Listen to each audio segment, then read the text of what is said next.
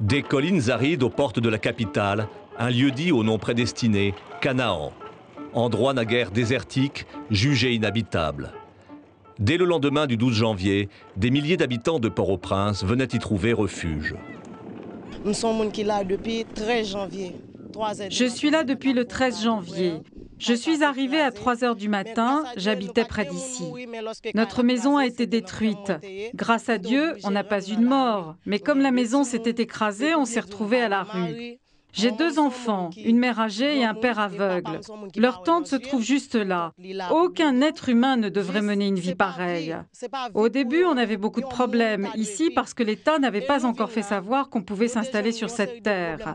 C'est la raison pour laquelle nous ne sommes pas allés plus en profondeur. Nous sommes restés près de la grande route.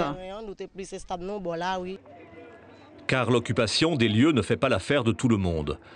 Au bout de quelques jours, des incidents éclatent. Des propriétaires, vrais ou faux, tentent de chasser par la force ceux qu'ils considèrent comme des squatteurs. Un peu après que le peuple a envahi cette terre, un monsieur a déclaré qu'elle était sa propriété privée. On ne l'avait jamais vu nous-mêmes, mais il a payé des gens pour nous faire partir et ils ont cassé ma maison. Le gouvernement haïtien, pour une fois, finit par réagir dans un sens favorable aux réfugiés. Un décret est adopté au mois de mars qui déclare les terres d'utilité publique. Leur occupation est sinon légalisée, du moins tolérée. En fait d'aide, ce sera du reste à peu près tout.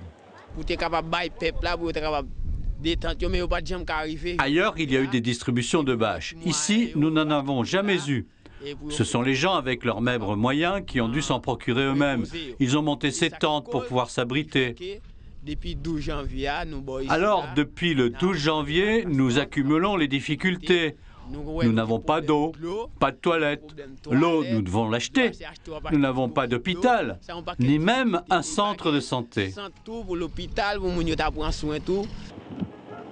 Canaan n'en grandit pas moins et se développe à perte de vue.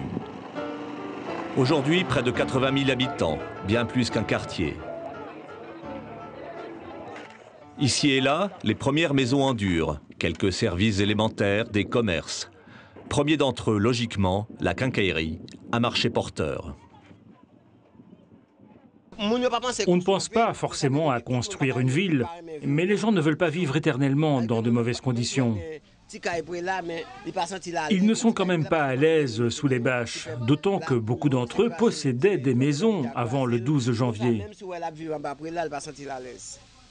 Alors même si une personne a peur de dormir dans une maison en dur, elle finira quand même par en construire une et elle va s'y installer. Face au découragement qui grandit dans les camps et dans les ruines de la capitale, Canaan affiche en tout cas un dynamisme singulier. On s'y projette dans l'avenir. Un comité tente de s'y organiser comme structure d'encadrement et aussi de pression à l'égard des pouvoirs politiques. Comme nous dit que, justement,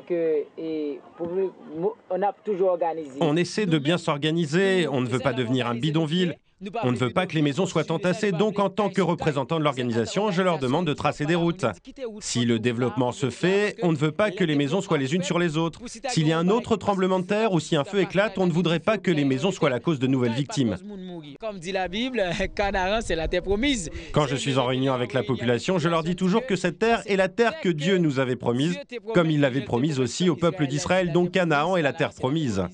Beaucoup d'entre nous n'avaient pas de maison et vivaient chez les autres, et maintenant Dieu nous a donné cette terre.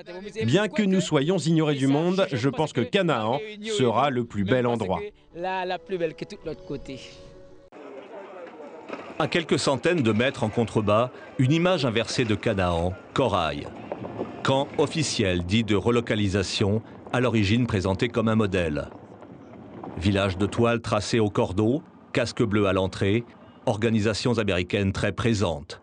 Plusieurs milliers de sinistrés y vivent depuis près d'1 an, assez passivement. Depuis quelques semaines, les plus chanceux emménagent dans les premiers abris transitoires en bois, prévus pour la saison des cyclones et tardivement livrés. Création de la communauté internationale, Corail suit son lent cheminement, désormais noyé dans la réalité anarchique de Canaan. Une parcelle d'ordre insolite, à la lisière d'une terre promise aux allures de Far West.